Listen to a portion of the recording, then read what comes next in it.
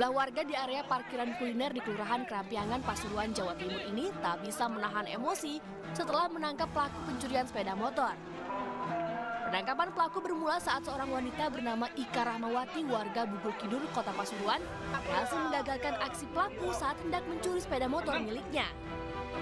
Saat itu korban memarkirkan motornya untuk membeli makanan. Tak berlangsung lama pelaku mencongkel motor korban. Korban yang mengetahui aksi pelaku langsung berteriak hingga pelaku ditangkap oleh warga. Seorang anggota polisi lalu lintas berusaha meredam aksi massa dan membawa pelaku ke mobil petugas. Kebuka lebar kayak gitu. Maksudnya di mana tadi pelakunya? Di situ. Oh, pelakunya. Nggak tahu. Cuma tadi katanya pelakunya di situ. Pelakunya. Nah, terus katanya telinga-telinga gitu kesini. Sana kan agak lama mungkin. Selanjutnya pelaku beserta motor korban dibawa ke Mapolsek Purworejo untuk pemeriksaan lebih lanjut. Dari Pasuruan, Jawa Timur, Jaka Samudra, iNews melaporkan.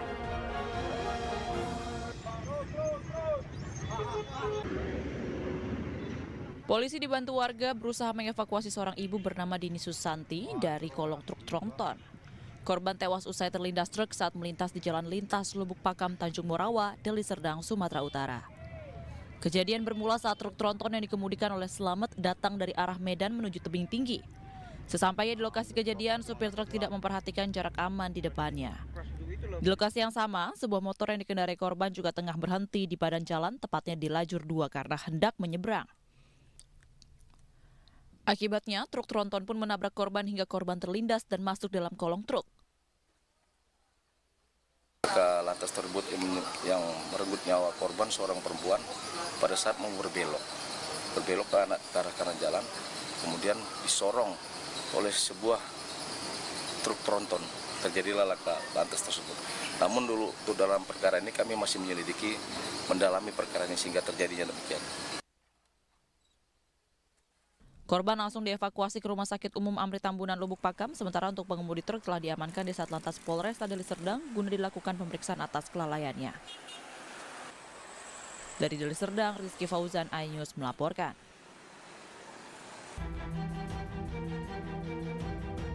Satreskrim Polrestabes Surabaya menggelar reka adegan peristiwa tewasnya Dini Sera Afrianti, gadis asal Sukabumi, Jawa Barat oleh kekasihnya, Gregorius Ronald Tanur. Reka adegan digelar di tempat hiburan Black Hole KTV serta halaman parkir basement mall Landmark Surabaya. Reka adegan dilakukan untuk menegaskan kronologi peristiwa pembunuhan. Digelar selama hampir 4 jam dengan total 41 reka adegan baik di lokasi tempat hiburan hingga parkir basement. Dari hasil reka adegan diketahui tersangka telah melakukan penganiayaan sejak dari lift pasca keluar dari lokasi hiburan malam hingga menuju basement di mana korban terlindas mobil tersangka. Kan banyak fakta-fakta baru pada saat di Black Hole maupun pada saat yang bersangkutan mengendarai mobil hingga di situ tadi korban terlindas oleh mobil milik tersangka. Sementara itu, kuasa hukum korban mengatakan sudah melihat semua adegan yang diperagakan tersangka. Meski tadi juga sempat dikatakan ada fakta baru, pihak korban akan menunggu hasil rekonstruksi selesai. Cuma yang jelas tadi saya mengikuti dari awal rekonstruksi sampai sekarang yang di sini itu sudah sesuai dengan apa yang telah kami terima dan diuji sesuai dengan apa yang telah kami terima. Ada fakta baru nggak tadi diadakan? Ada fakta baru yang ditemukan nggak tadi? Kalau untuk hasilnya itu nanti kita menunggu dari pihak Polrestabes Surabaya untuk menentukan. Setelah 4 jam proses rekonstruksi di tempat hiburan malam, dilanjutkan rekonstruksi di apartemen tersangka. Kepanikan warga seketika pecah saat mengetahui adanya kobaran api yang membakar sebuah rumah di Gang Buaya 2, Tanah Abang, Jakarta Pusat. Dengan peralatan seadanya, warga langsung berupaya memadamkan api agar kebakaran tidak meluas. Namun banyaknya material bangunan yang mudah terbakar membuat api kian tak terkendali hingga akhirnya menyambar ke bangunan rumah lain dan juga indekos. Api diketahui pertama kali terlihat dari lantai 2 rumah salah satu warga yang kemudian membesar. Dugaan sementara hubungan arus pendek listrik menjadi pemicu kebakaran. Konsleting listrik dari rumah lantai 2 Bapak Sinar. Itu rumah kos-kosan apa rumah pribadi, Bang? Kayaknya kos-kosan, Bang. Ya, kebakaran ya, kita terima dari telepon jam 6.55. Kemudian kita muncul, ya, kita adakan pemadaman jam 30 menit kemudian petugas pemadam kebakaran yang diterjunkan ke lokasi akhirnya berhasil memadamkan api. Tidak ada korban jiwa maupun luka, namun 6 rumah dan indekos yang dihuni 14 kepala keluarga ludes terbakar. Pemirsa, Tim Pemenangan Nasional Ganjar Pranowo kembali menggelar rapat bersama dengan Ketua Umum Partai Koalisi PD Perjuangan, P3, Perindo, dan Hanura di Gedung High-End Kebon Siri, Jakarta Pusat. Rapat ini digelar untuk melakukan sidang pleno hasil kesepakatan yang dilakukan oleh Tim Pemenangan Nasional TPN Ganjar Pranowo pada agenda sebelumnya. Rapat pemenangan ini dihadiri oleh seluruh Ketua Umum Partai Koalisi, bakal calon Presiden Ganjar Pranowo, yakni Ketua Umum PD Perjuangan Megawati Soekarnoputri, Ketua Umum Partai Perindo Haritanu Sudibyo, Ketua Umum Hanura Usman Sabtaodang, PLT Ketua Umum P3 Mardiono, dan juga dihadiri Ketua TPN bakal calon Presiden Ganjar Pranowo Arsyad Rashid. Kegiatan yang digelar secara tertutup ini juga akan membahas rencana pemenangan pendaftaran bakal calon Presiden Ganjar Pranowo untuk Pilpres 2024. Rapat Tim Pemenangan Nasional Ganjar Presiden yang ke-6 dan kali ini dihadiri oleh para ketua umum partai dari PD Perjuangan, P3, Perindo, dan Hanura, serta seluruh komponen dari TPN Ganjar Presiden. Pada saat ini sedang dilakukan pertemuan secara tertutup para ketua umum partai dan kemudian nanti dilanjutkan rapat pleno di mana Ketua Tim Pemenangan Nasional Ganjar Presiden bersama dengan para wakil ketua akan menyampaikan laporannya terhadap kegiatan yang sudah dilakukan selama ini dan juga agenda strategis ke depan. Kedatangan Baca Pres Partai Perindo Ganjar Pranowo di Pondok Pesantren Al-Jauhariyah di Desa Balerante, Kabupaten Cirebon disambut hangat ratusan santri, ulama, dan pimpinan pondok pesantren. Kedatangan Ganjar ini dalam rangka silaturahmi dan berdiskusi dengan ulama di Cirebon. Dalam kesempatan ini Ganjar juga mendapatkan dukungan dari Paguyuban Kepala Desa di Cirebon dan Forum Kuwu Kabupaten Cirebon untuk menjadi presiden pada kontestasi Pilpres 2024 mendatang. Tadi bagaimana kita berdiskusi soal meningkatkan kapasitas para santri. Kalau ilmu agamanya sudah selesai. Nah sekarang butuh keterampilan dan itu butuh fasilitas dari pendidikan. Maka kalau kemudian ini bisa dikembangkan secara bersama-sama, maka para santri ini insya Allah ilmu agamanya mampu tapi keterampilan hidupnya ada. Jadi nanti kalau terjun di masyarakat mereka menjadi orang-orang yang mandiri. Di Cirebon, Ganjar Pranowo juga menghadiri acara senam sehat bersama ribuan emak-emak yang digelar di depan Balai Kota Cirebon. Di hadapan masyarakat Cirebon, Ganjar Pranowo menyampaikan gagasannya dalam memimpin bangsa ke depan, serta mengajak masyarakat Cirebon untuk bersama meraih cita-cita membangun Indonesia yang sejahtera. Dari Cirebon, Jawa Barat, Toy Iskandar, Miftahuddin, iNews melaporkan.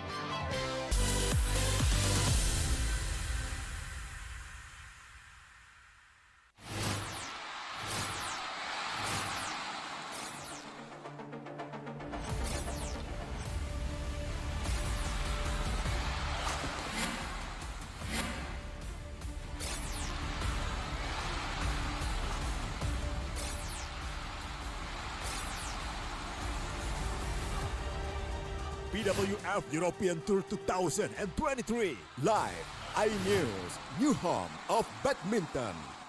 Selamat datang di iNews Today. Lengkapi pagi Anda dengan update informasi terkini.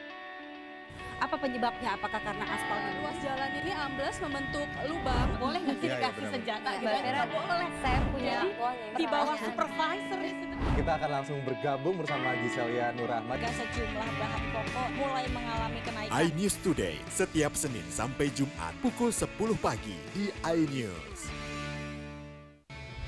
Oke, hadir menemani pagi Anda dengan sajian informasi unik dan menarik. Warabi hutan yang merupakan hewan asli Papua Nugini. Dari Jepang disebut sebagai kare raisu. Menghadirkan bintang tamu yang menginspirasi. Campuran apa ini? Ini lemon. Oh, lemon. Iya. Kita peras.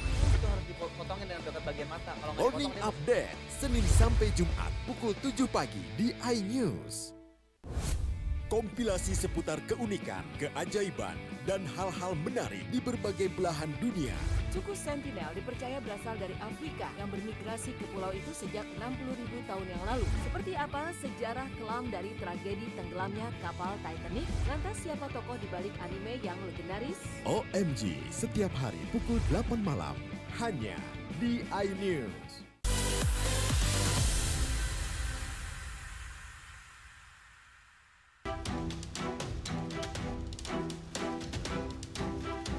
Menteri Pemuda dan Olahraga Dito Aryo Tejo hadir sebagai saksi di Pengadilan Tipikor Jakarta hari ini.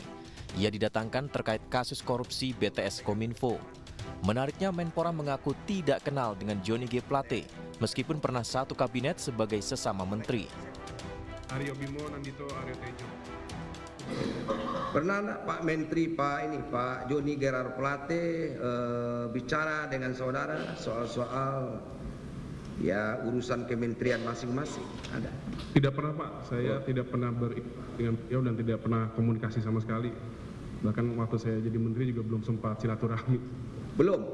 Oh, belum sempat. Oh.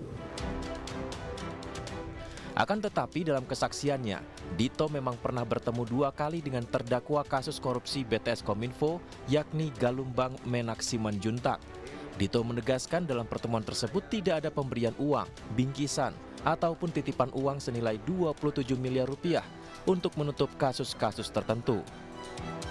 Tidak lain daripada itu si Galumbang Menak itu pernah ketemu saudara. Betul. Membicarakan masalah ada yang untuk usaha menutup kasus BTS ini loh Pak. Siap.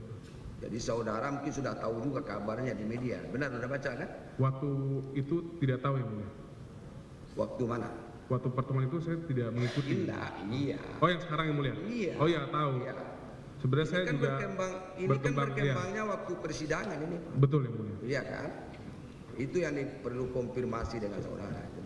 Siap. Apakah benar ada bingkisan itu? Saya berdasarkan apa yang saya baca di media yang berkembang. Fakta aja? Faktanya saya tidak pernah menerima bingkisan. Saudara tidak pernah menerima bingkisan? Tidak pernah menerima bingkisan. Tidak mengajukan pertanyaan, apa isi bingkisan itu? Kan gitu. Terima saja tidak pernah, pagi saya tahu isinya Pak. Iya. Tapi kalau dari sense Pak, 27 miliar kan nggak mungkin dalam bingkisan Pak. Katanya itu uang yang dalam bingkisan itu adalah uang, tapi uang dolar Singapura dicampur dengan katanya ya uang dolar US dollar dan Singapura dolar gitu ya. Jadi saudara tidak pernah menerima bingkisan itu ya. Iya. Ini kan keterangan saksi berkembang sehingga saudara dihadirkan di depan persidangan ini.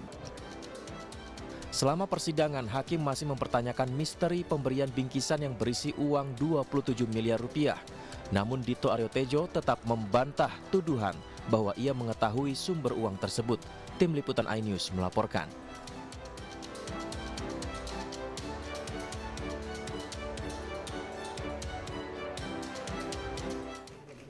Kasdi tiba di Gedung Merah Putih KPK pada pukul 9.40 pagi tadi dengan didampingi oleh kuasa hukumnya.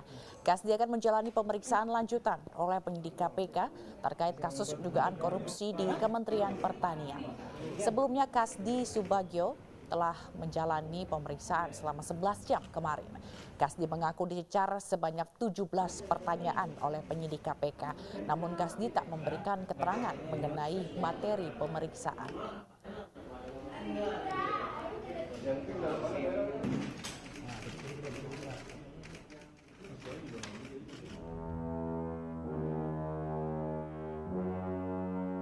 Mantan Menteri Pertanian Syahrul Yassin Limpo (SYL) mangkir dari pemeriksaan Komisi Pemberantasan Korupsi yang sedianya akan dilakukan pada Rabu hari ini. Melalui tim kuasa hukumnya, SYL mengirimkan surat ke KPK untuk penjadwalan ulang pemanggilan. Pihak keluarga menjelaskan permintaan ini terjadi karena SYL bertolak ke Makassar untuk menjenguk ibunya yang terbaring sakit. Kami mewakili keluarga memohon kepada teman-teman untuk memberikan semacam privasi kepada keluarga karena kebetulan nenek kami sementara sakit di dalam, dan Mas Sarul juga sudah berkomitmen untuk mengikuti semua proses-proses hukum yang akan dilewati oleh beliau. Jadi kami memohon kepada teman-teman untuk memberikan privasi kepada keluarga untuk kita bisa merawat orang tua kami, nenek kami yang sementara sakit. Selanjutnya, jadwal pemeriksaan terhadap Syahrul akan dijadwalkan ulang oleh KPK. Hingga saat ini ia masih berstatus sebagai saksi kasus dugaan korupsi di Kementerian Pertanian. Sebelumnya KPK juga telah terlebih dahulu memeriksa anak buah Syahrul yakni Sekjen Kementan dan Direktur Alat dan Mesin Pertanian Kementan. Dari Makassar, Leo Muhammad Nur, iNews melaporkan.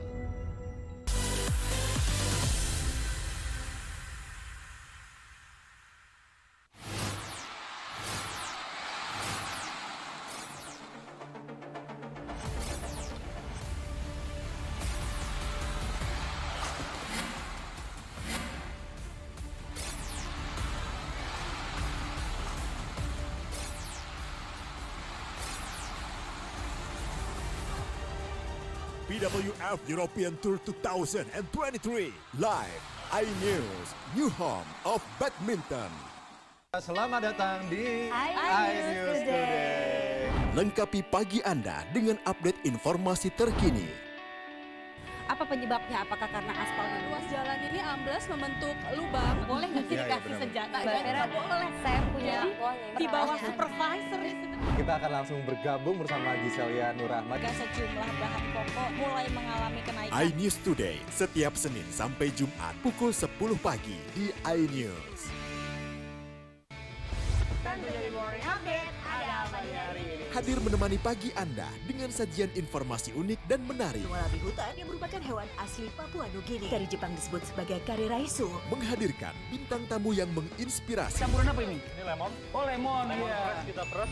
Itu harus dipotongin dengan dekat bagian mata. Kalau nggak Morning Update, Senin sampai Jumat pukul 7 pagi di iNews. Kompilasi seputar keunikan, keajaiban, dan hal-hal menarik di berbagai belahan dunia. Suku Sentinel dipercaya berasal dari Afrika yang bermigrasi ke pulau itu sejak 60.000 tahun yang lalu. Seperti apa sejarah kelam dari tragedi tenggelamnya kapal Titanic? Lantas siapa tokoh di balik anime yang legendaris? OMG, setiap hari pukul 8 malam, hanya di iNews. Hai, namaku Greenie. Greenie mau ajak teman-teman untuk menjaga bumi kita tercinta dari kerusakan.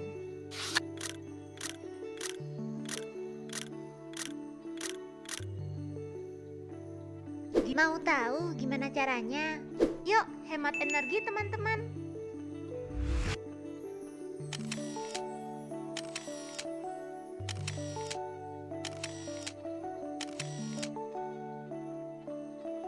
Kurangi penggunaan plastik sekali pakai. Terus mainan kita kalau udah nggak dipakai, sumbang ke teman lain yang membutuhkan. Bisa kan teman-teman? Yuk kita selamatkan bumi dari kerusakan untuk masa depan kita teman-teman.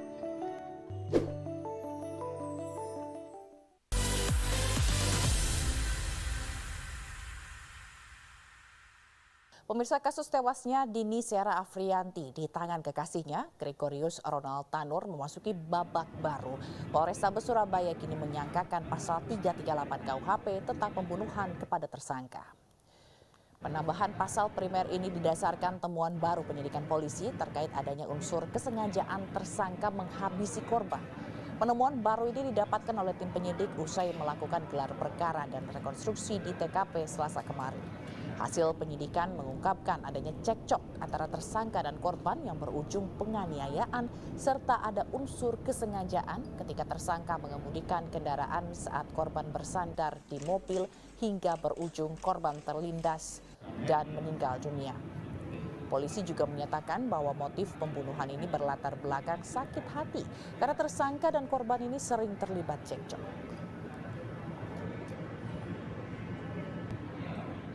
kami melakukan pendalaman terhadap saksi, beberapa saksi maupun terhadap tersangka itu sendiri, melakukan pendalaman ulang, penelitian terhadap beberapa alat bukti.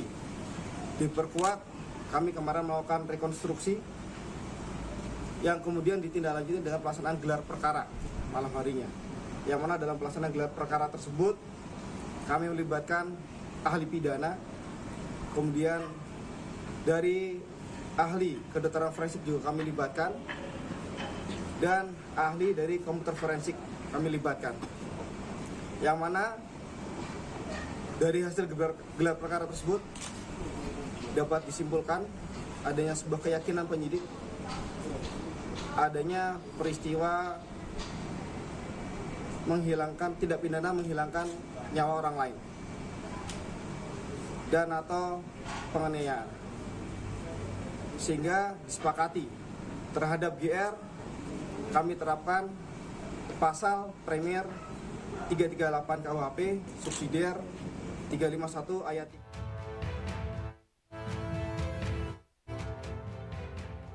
Gregorius Ronald Tanur, anak anggota DPR RI nonaktif fraksi PKB Edward Tanur, ditetapkan menjadi tersangka penganiayaan kekasihnya Dini Sera Afrianti hingga tewas. Ronald Tanur terbukti dengan keji menganiaya Dini, bahkan sempat melindas lengan korban dengan ban mobil miliknya di basement sebuah mal yang terletak di Surabaya, Jawa Timur. Sementara itu, sang ayah, Edward Tanur, mengaku terkejut mengetahui anaknya tega melakukan penganiayaan tersebut. Padahal, dalam kesehariannya, Gregorius Tanur diketahui merupakan anak yang penurut. Edward Tanur berharap kasus anaknya diusut tuntas dan berjanji tidak akan melakukan intervensi dalam penyelidikan.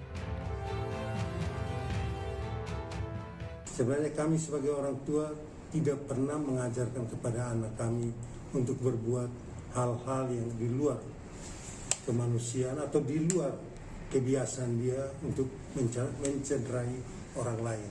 Apa yang dia lakukan, dia harus bisa mempertanggungjawabkan baik di mata hukum, baik dalam proses hukum maupun di mata Tuhan di akhirat nanti. Jadi kalau bilang intervensi, tidak ada intervensi. Kan saya sudah ditegur juga dari partai saya. Edward Tanur juga meminta maaf kepada keluarga korban akibat ulah anaknya dan berharap kasus ini bisa menjadi pembelajaran untuk Ronald Tanur agar lebih bertanggung jawab. Dari Surabaya, Nur Syafai, iNews melaporkan. Kematian Dini Sera Afrianti, 29 tahun, yang diduga tewas dianiaya oleh kekasihnya sendiri di sebuah tempat hiburan malam di Surabaya mengejutkan pihak keluarga di Sukabumi, Jawa Barat. Keluarga pun berharap pelaku penganiayaan hingga menewaskan anaknya tersebut dihukum seberat-beratnya. Ya sih, dihukum seberat-beratnya gitu ya, apa seberat-beratnya. Kita kan nggak bisa, ada kuasa hukum, mungkin ya ada polisi apa gimana kan yang ini yang bebaskan gimana gitu, saya nggak tahu gitu. Yang kayak itu yang kalau saya pengen dihukum seberat-beratnya gitu. Nggak pernah cerita dia disiksa atau bagaimana, Bu? Nggak pernah. Nggak pernah, Bu? Nggak pernah siksa apa nggak pernah sama sekali. Cuman waktu terakhir kemarin saya buka WA saya sendiri, katanya nggak apa-apa, saya didua juga karena saya bucin sama, kan si pacar itu telepon ya, pacarnya si Ronald, telepon sama Andini, sama siapa, sama Ronald, ketahuan sama Andini. Gak apa-apa, saya mah didua juga, yang penting mah Ronald jatuh cinta sama saya gitu, ngomongnya sangat bucinnya sama dia, sama Ronald gitu. Nah itu aja yang saya ketahuin di situ gitu. Sebaliknya saya justru mendorong untuk menggunakan pasal pembunuhan. Nah waktu itu saya membayangkan tampaknya pihak Polrestabes berasumsi karena kan tersangka ini menenggak minuman keras, maka diasumsikan yang bersangkutan kehilangan kesadaran, tidak bisa mengendalikan perilakunya. Sehingga perilaku kekerasan yang dilancarkan terhadap korban betapapun sangat-sangat brutal, tapi tetap dianggap sebagai perilaku yang tidak disadari oleh tersangka. Nah, pada sisi itulah pasal penganiayaan menjadi masuk akal. Tapi begitu membaca media dan mencoba untuk membangun kronologi atau rangkaian perilaku kekerasan tersangka, saya justru menemukan adanya sebuah pola bahwa alih-alih perilaku kekerasan itu bersifat acak, Justru sebaliknya, perilaku kekerasan tersangka ini berpola, bereskalasi sedemikian rupa. Baik, lalu kalau misalnya kita sempat lihat video dan juga background atau belakang hubungan antara keduanya ini kan sempat katanya memang sering cekcok ya begitu dan juga sering berantem lah ibaratnya kayak gitu. Kalau kita lihat juga mungkin Mas Reza juga lihat di video bahwa si pelaku ini sempat tertawa ketika setelah menganiaya korban lalu sempat juga menangis begitu ketika korban dibawa ke rumah sakit. Menurut Anda sebenarnya si pelaku ini seperti apa, kok bisa dia ketawa terus tiba-tiba dia menangis? Apakah perlu tes psikologi lanjutan untuk mengetahui psikologinya si pelaku ini? Mau diterapkan tes psikologi silakan saja. Tapi menurut saya pengenaan pasal pembunuhan itu tidak terletak pada bagian itu. Teman-teman di kepolisian menggunakan pasal pembunuhan sekali lagi karena saya sendiri memandang ada pola kekerasan yang bereskalasi. Misalnya, awalnya tersangka ini melakukan serangan terhadap bagian bawah tubuh korban, yaitu kaki. Tapi pada tahap berikutnya, tersangka menyerang bagian atas tubuh korban, yaitu kepala. Secara awam saja kita bisa bayangkan bahwa serangan kedua, yaitu ke bagian kepala, akan berakibat lebih fatal daripada serangan ke kaki. Berikutnya, pola kekerasan bereskalasi juga tampak ketika tersangka awalnya menggunakan tangan kosong. Tapi berikutnya, kekerasan yang meningkat itu dia lakukan dengan menggunakan alat yang tidak dimanipulasi. Artinya alat yang serta-merta bisa langsung digunakan oleh tersangka, yaitu botol. Tidak berarti sampai di situ, bahwa tersangka juga melancarkan serangan berikutnya dengan menggunakan alat yang dimanipulasi. Artinya alat yang harus difungsikan terlebih dahulu, dinyalakan terlebih dahulu, digerakkan terlebih dahulu, agar kemudian bisa menyasar korbannya dengan cara-cara yang brutal. Nah, apa yang saya utarakan barusan merupakan contoh yang konkret tentang bagaimana pola kekerasan itu bereskalasi. Eskalasi itu terjadi dikarenakan pada diri tersangka masih ada kesadaran. Kesadaran yang sesungguhnya memungkinkan bagi dia untuk menghentikan atau menurunkan bobot kekerasannya.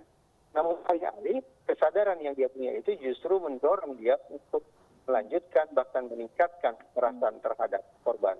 Genap sudah bahwa ini dilakukan secara sadar.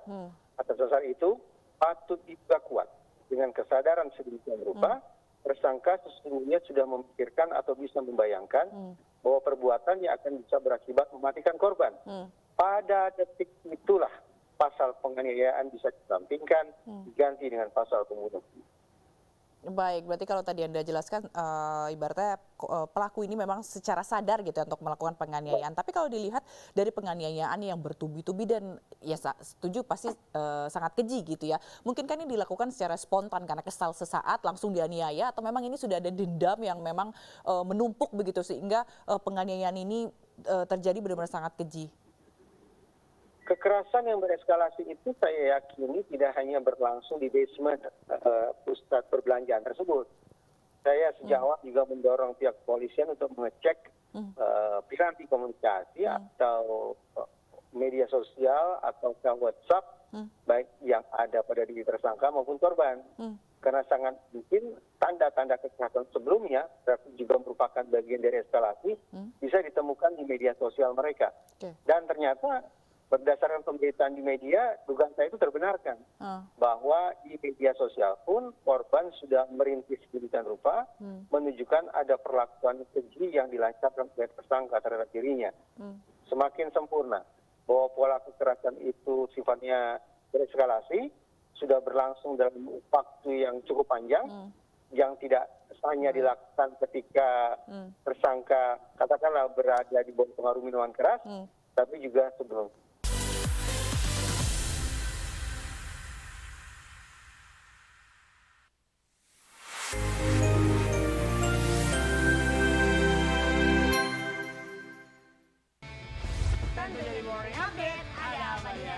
Hadir menemani pagi Anda dengan sajian informasi unik dan menarik. Wallaby hutan yang merupakan hewan asli Papua Nugini. Dari Jepang disebut sebagai kareraisu. Menghadirkan bintang tamu yang menginspirasi. Campuran apa ini? Ini lemon. Oh lemon, iya. Kita peras, itu harus dipotongin dengan dekat bagian mata. Kalau Morning Update, Senin sampai Jumat pukul 7 pagi di iNews.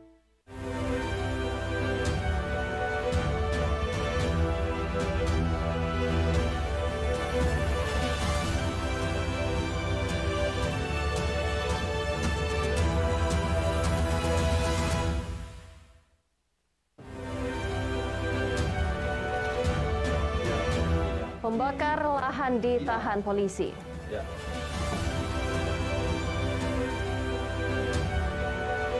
Ribuan warga belum perekaman EKTP.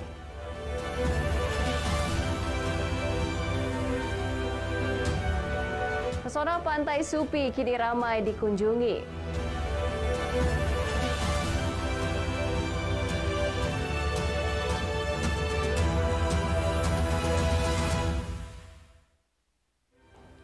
Selamat pagi, apa kabar pemirsa? Kembali News Sumsel hadir menjumpai Anda hari ini, Kamis 12 Oktober 2023.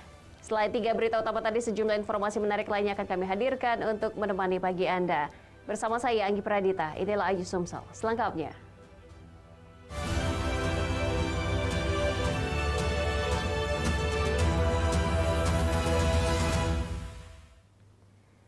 Kita awali informasi pagi ini pemirsa, tim Gakum Polres Banyuasin berhasil menangkap dan mengamankan 4 pelaku pembakaran lahan.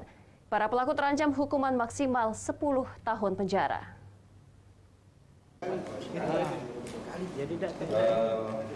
Yang saya hormati, berbagai barang bukti yang berhasil diamankan dari para pelaku pembakaran lahan untuk perluasan kebun kelapa sawit. Dalam kasus Karhutla, setidaknya ada 3/4 hektar lahan yang terbakar, yakni milik IA bersama asisten kerjanya AS, ES, dan PS yang berlokasi di Desa Kenten Laut, Kecamatan Talang Kelapa, Kabupaten Banyuasin.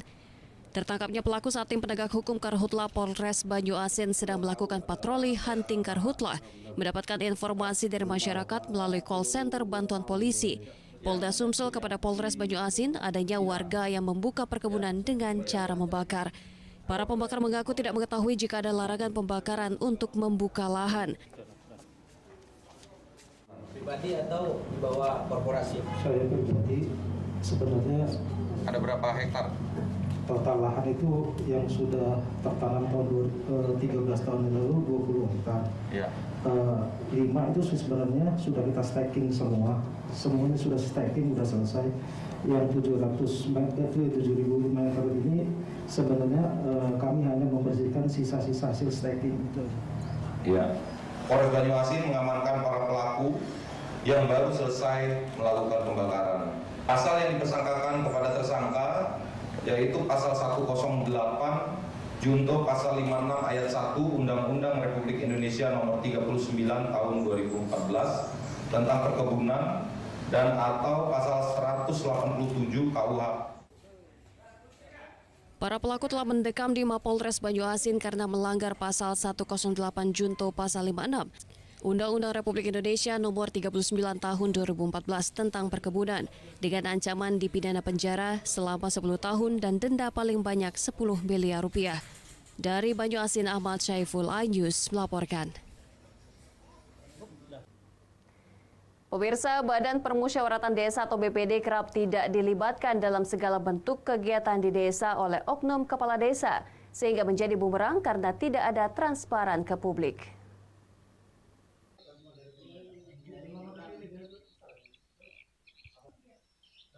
Di Desa Tanjung Makmur, Kecamatan Pedamaran Timur, Kabupaten Ogan Komering Ilir, anggota BPD desa setempat mengaku tidak dilibatkan dalam segala hal kegiatan yang ada di Desa Tanjung Makmur. Semua bentuk kegiatan dan program desa tidak diketahui oleh BPD. Akibatnya banyak warga desa yang bertanya kepada Badan Permusyawaratan Desa tersebut. Dikatakan oleh Bendahara BPD Desa Tanjung Makmur bahwa kepala desa mereka dinilai tidak transparan dalam pengelolaan setiap dana yang dikucurkan, termasuk bantuan-bantuan yang diterima desa. Anggota BPD beranggapan peran BPD sangat penting di desa. Seharusnya setiap kegiatan dilibatkan dan dimusyawarahkan secara bersama. Hal inilah yang membuat pembangunan desa tidak diketahui publik. Untuk kedepannya itu kalau bisa BPD itu selalu dilibatkan dalam program desa ya Pak, karena kita kan kedepannya juga untuk desa, biar desa kita lebih maju lagi. Masalah dari pembangunan, masalah dari tahan pangan untuk warga yang tidak mampu. Dari Ogan Komering Ilir, Fitriadi, iNews melaporkan. Sementara itu, pertengahan Oktober 2023, berbagai kebutuhan logistik pemilu tahap 1 akan tiba, seperti kotak, bilik segel, plastik, dan tinta. Semua logistik pemilu tahun 2024 akan ditempatkan di gudang yang representatif dengan penjagaan 24 jam dari petugas keamanan dan CCTV.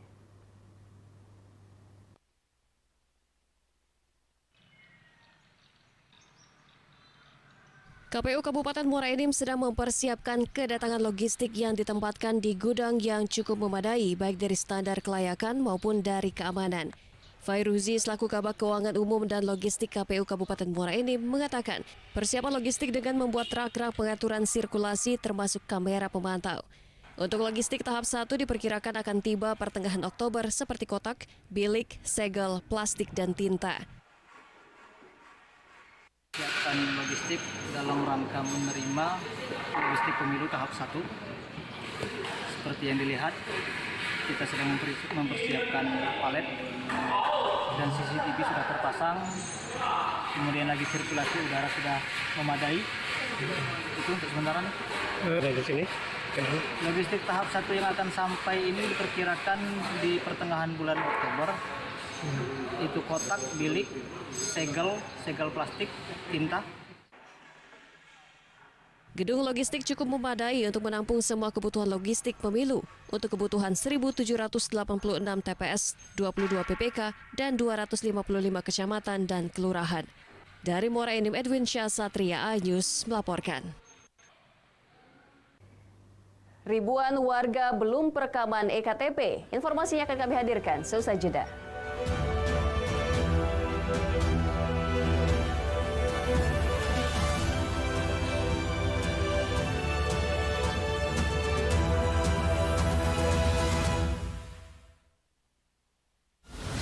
Menyoroti kecurangan.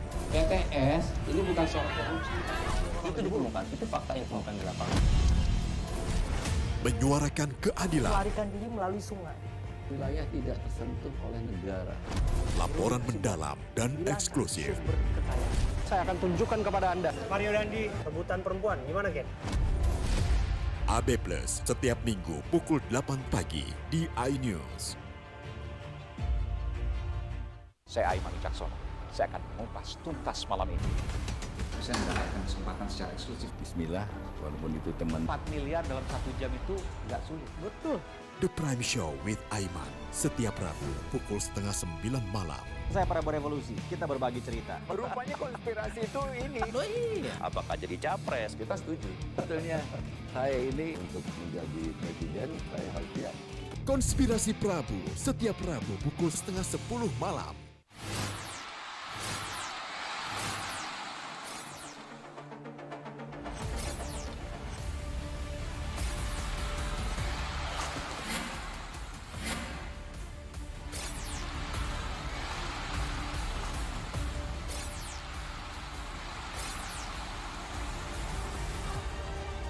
BWF European Tour 2023 live iNews, new home of badminton.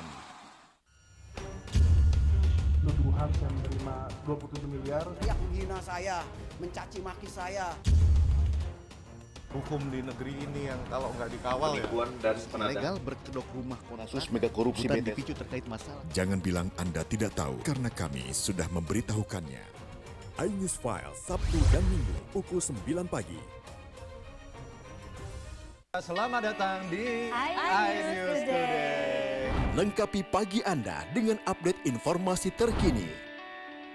Apa penyebabnya? Apakah karena aspal? Ruas jalan ini amblas membentuk lubang. Boleh nggak sih dikasih senjata? Nggak boleh. Saya punya di bawah supervisor. Kita akan langsung bergabung bersama Giselia Nurahmat. Sejumlah bahan pokok mulai mengalami kenaikan. iNews Today setiap Senin sampai Jumat pukul 10 pagi di iNews.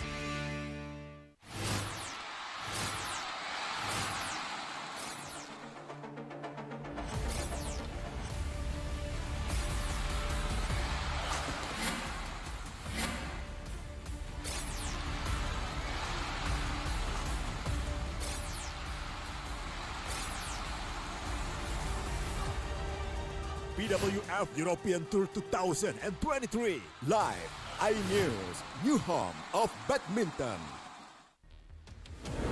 CCTV tersebar di seluruh penjuru. Komplotan pencurian mobil tabrak lalu lintas dan pelanggaran mobil ugal-ugalan menabrak pesepeda.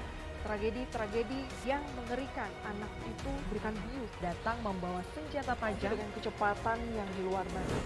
Terekam kejadian-kejadian unik warga plus 62. Nama saya Brigadir Marcelina dan inilah dia program Terekam.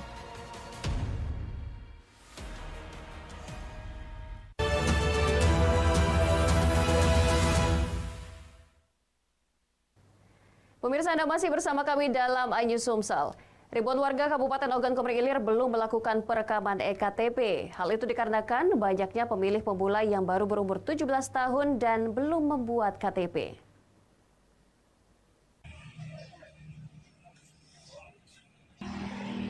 Ribuan warga Ogan Komering Ilir belum melaksanakan perekaman EKTP, yakni sebanyak 2.076 orang. Semuanya merupakan remaja yang umurnya baru memasuki usia 17 tahun hingga 17 tahun 3 bulan, sehingga mereka belum mengurus perekaman EKTP. Namun untuk tingkat persentase pelaksanaan perekaman EKTP telah mencapai 99,60%. Dipastikan bagi yang belum melaksanakan perekaman, nantinya pada bulan Desember mendatang akan rampung 100%. Upaya jemput bola ke seluruh wilayah di Kabupaten Oki tanpa terkecuali, termasuk daerah perairan, terus dilaksanakan dengan penyediaan operator yang kompeten. Dengan demikian, jika ada pemohon, maka bisa diselesaikan dalam 1 hari pencetakan EKTP. Para pemilih-pemilih pemula yang baru berumur 17, baru 2 bulan, 3 bulan, dan belum bisa mendatangi sentra-sentra layanan. Dan kita juga belum melakukan jemput bola di lapangan. Insya Allah sebelum bulan Desember, Oktober dan November, dari 2.000 yang belum mempunyai KTP, belum melakukan perekaman ini akan kita lakukan. Seluruh warga yang belum memiliki KTP dihimbau hendaknya segera melakukan perekaman, apalagi tidak lama lagi Indonesia akan melaksanakan pemilu. Pasalnya EKTP sebagai salah satu syarat wajib untuk ikut mencoblos. Dari Ogan Komering Ilir, Fitriadi, iNews melaporkan. Sementara itu, rekrutmen pegawai pemerintah dengan perjanjian kontrak atau P3K membuat permintaan pembuatan surat keterangan catatan kepolisian atau SKCK di Polres Oku meningkat. Sedikitnya 100 orang per hari melakukan pembuatan SKCK.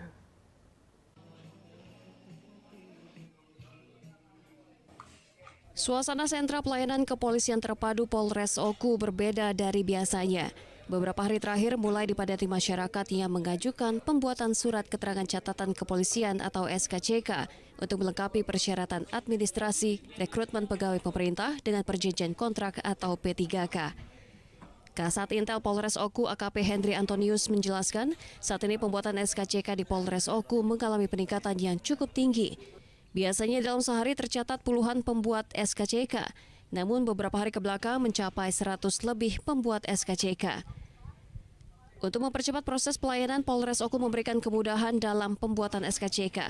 Bahkan bisa diselesaikan dalam waktu 30 menit. Periode 3 minggu ke belakang, pembuatan SKCK itu cukup meningkat sampai 100 pembuat yang baru. Terkait ini kita lihat ada penerimaan PPK. Warga mengaku terbantu dengan begitu cepatnya proses pembuatan SKCK di kantor kepolisian. Untuk pelayannya sangat memuaskan, sangat bagus, cepat juga. Soalnya baru perpanjang juga, jadi langsung baik. Kalau biaya langsung dibayar, kayak 30.000 sesuai dengan undang-undang. Dari Ogan Komering Ulu, Widori Agustino, iNews melaporkan. Pemirsa, memasuki tahun pelajaran 2023-2024, saat ini Kabupaten Muara Enim mengalami kekurangan tenaga pengawas tingkat SD, SMP, dan PAUD dikarenakan banyak pegawai yang pensiun.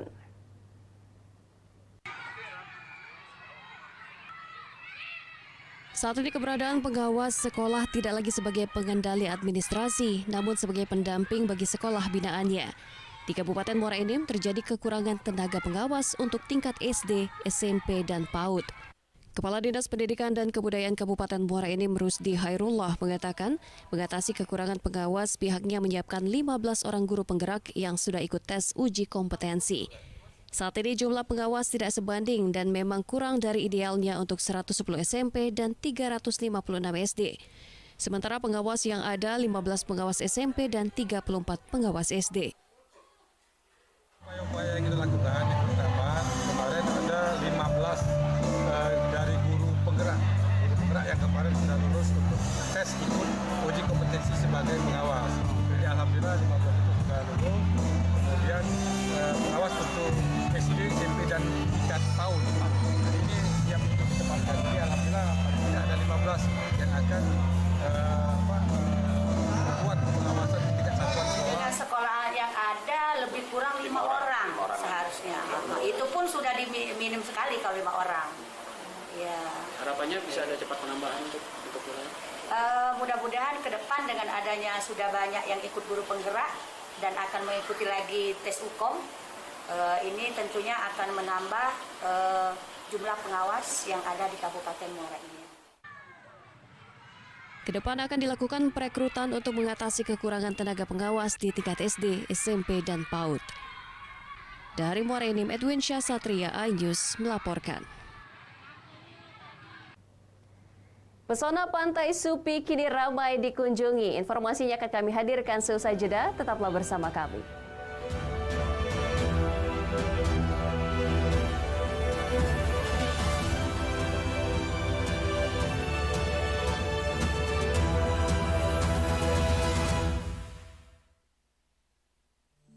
Hai, namaku Grini. Grini mau ajak teman-teman untuk menjaga bumi kita tercinta dari kerusakan.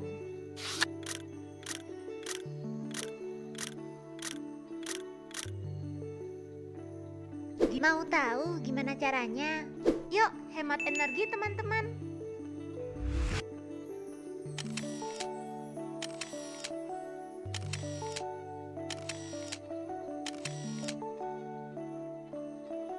Kurangi penggunaan plastik sekali pakai.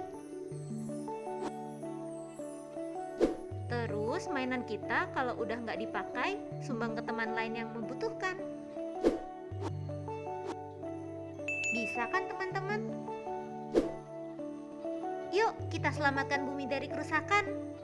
Untuk masa depan kita teman-teman. Saya Aiman Wicaksono. Saya akan mengupas tuntas malam ini. Saya mendapatkan kesempatan secara eksklusif. Bismillah, walaupun itu teman. 4 miliar dalam 1 jam itu nggak sulit. Betul. The Prime Show with Aiman. Setiap Rabu pukul 8:30 malam. Saya Prabowo Revolusi, kita berbagi cerita. Rupanya konspirasi itu ini. Oh iya. Apakah jadi capres? Kita setuju. Betulnya saya ini untuk menjadi presiden, saya harus siap. Konspirasi Prabu, setiap Rabu pukul 9:30 malam.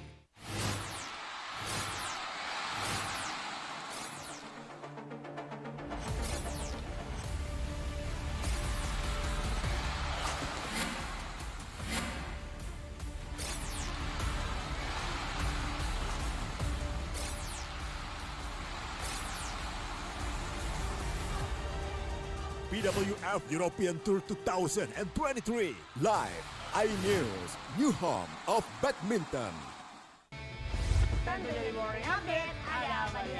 Hadir menemani pagi Anda dengan sajian informasi unik dan menarik. Walabi hutan yang merupakan hewan asli Papua Nugini. Dari Jepang disebut sebagai kare raisu. Menghadirkan bintang tamu yang menginspirasi. Campuran apa ini? Ini lemon. Oh lemon, ya. Kita peras, itu harus dipotongin dengan dekat bagian mata. Kalau nggak Morning dipotong, Update, Senin sampai Jumat pukul 7 pagi di iNews.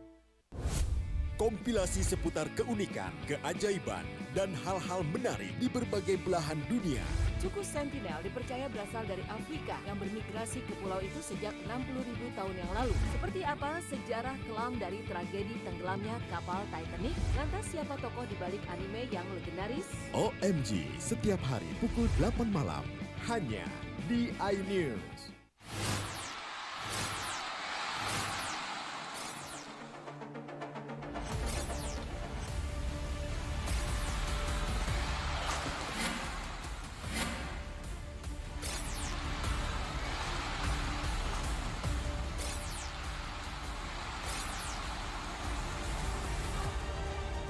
BWF European Tour 2023 live iNews, new home of badminton. Hai, namaku Grini. Grini mau ajak teman-teman untuk menjaga bumi kita tercinta dari kerusakan.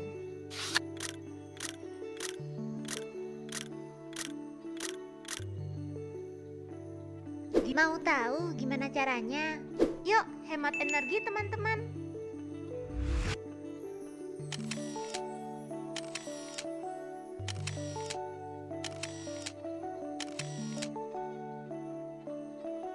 Kurangi penggunaan plastik sekali pakai. Terus mainan kita kalau udah nggak dipakai, sumbang ke teman lain yang membutuhkan. Bisa kan teman-teman? Yuk kita selamatkan bumi dari kerusakan untuk masa depan kita teman-teman.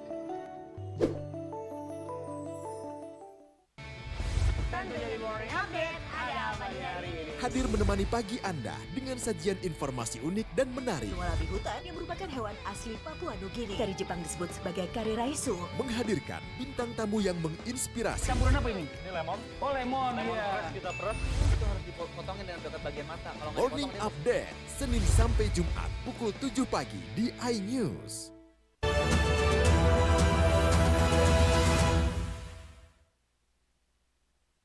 Pemirsa, terima kasih Anda masih bersama kami. Prestasi luar biasa diraih Rumah Sakit Umum Daerah Kayu Agung Oki lantaran berhasil meraih akreditasi paripurna atau bintang 5. Rumah Sakit Umum Daerah Kayu Agung berhasil meraih akreditasi paripurna atau bintang 5. Akreditasi itu merupakan pengakuan terhadap bentuk pelayanan rumah sakit yang dilakukan setelah adanya penilaian.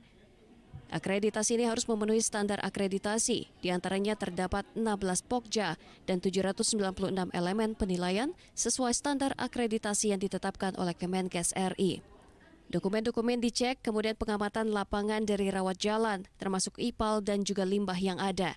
Selain itu, pelayanan kepada pasien, sarana dan prasarana yang dimiliki rumah sakit, semuanya dilihat dan dinilai secara langsung. Akreditasi paripurna menjadikan Rumah Sakit Umum Daerah Kayu Agung memiliki banyak PR karena harus memberikan bukti kepada masyarakat atas akreditasi paripurna yang diraih. Jadi langkah-langkah yang kami lakukan untuk mencapai akreditasi di tingkat yang paling atas, di tingkat paripurna, tentunya kita harus memenuhi standar-standar di dalam akreditasi. Di dalam akreditasi itu ada 16 pokja, ada 796 elemen penilaian yang semuanya harus kita penuhi.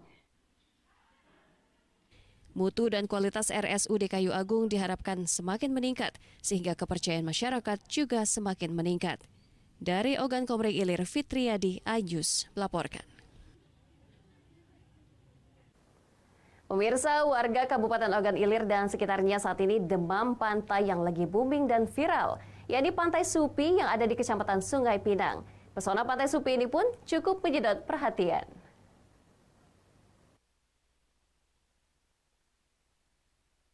Anda ingin berwisata bareng keluarga dan orang-orang terkasih, tetapi dengan budget terbatas?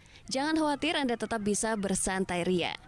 Ya, Pantai Supi yang ada di Desa Sungai Pinang 1, Kecamatan Sungai Pinang, Kabupaten Ogan Ilir dapat menjadi pilihan. Di tempat ini Anda tidak perlu merogoh kocek karena untuk masuk ke tempat wisata ini sama sekali tidak dipungut biaya alias gratis. Hanya saja bagi yang menggunakan kendaraan cukup membayar biaya parkir kendaraan agar kendaraan aman selama menikmati indahnya Pantai Supi ini. Pantai Supi diketahui merupakan pantai musiman yang timbul setiap tahun saat musim kemarau. Lokasi ini hampir setiap hari ramai dikunjungi masyarakat, terutama di akhir pekan. Tak heran jika pengunjung cukup membludak, tidak hanya dari dalam daerah, tapi juga datang dari luar daerah. Jelang sore semakin ramai pengunjung ingin menyaksikan keindahan pesona pantai ini. Apalagi di pantai ini juga tersedia mainan anak-anak serta aneka makanan. Pantai Supi ini timbul memang tiap tahun dari zaman dulu. Memang ada pantai, tapi memang dulu belum ada yang namanya zaman medsos, jadi kurang terkenal kan. Jadi sekarang alhamdulillah Dari tahun-tahun sempat 2 tahun hilang Pantai Supi oleh karena penyedotan pasir kemarin. Sekarang penyedotan pasir diberhentikan. Alhamdulillah tahun ini Pantai Supi keluar lagi, timbul lagi. Kalau harapan untuk Dinas Pariwisata, kami mohon bantuannya agar Pantai Supi ini bisa berkembang lagi. Kedepan pemerintah diminta untuk membantu mengembangkan wisata Pantai Supi serta menata lebih rapi lagi agar keindahannya semakin terlihat. Dari Ogan Ilir, Fitriadi, iNews melaporkan. Pemirsa, informasi tadi mengakhiri iNews Sumsel di edisi hari ini. Saya Anggi Pradita dan kerabat kerja yang bertugas mengucapkan terima kasih atas kebersamaan Anda. Selamat pagi dan selamat beraktivitas.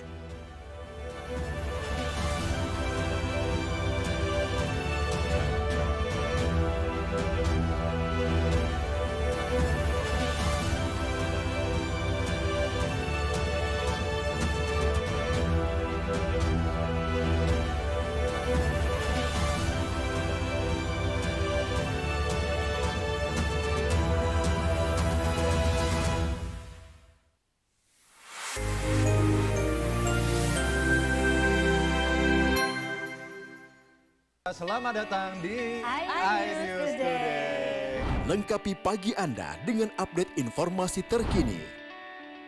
Apa penyebabnya? Apakah karena aspal ruas jalan ini ambles membentuk lubang? Boleh nggak sih dikasih senjata? Nggak boleh. Saya punya di bawah supervisor. Kita akan langsung bergabung bersama Giselia Nurrahman. Sejumlah bahan pokok mulai mengalami kenaikan. iNews Today setiap Senin sampai Jumat pukul 10 pagi di iNews.